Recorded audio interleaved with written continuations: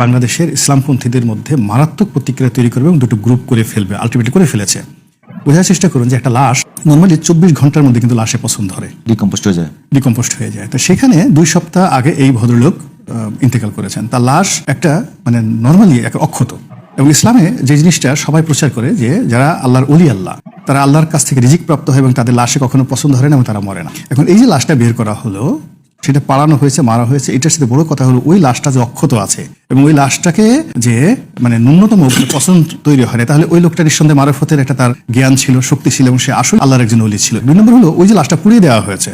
এখন হঠাৎ করে দেখবেন যে একজন লোক স্বপ্ন দেখছে যে নুরা পাগলা তাকে স্বপ্নে দেখিয়েছে সে আবার ওই কবরের মধ্যে ফিরে আসছে।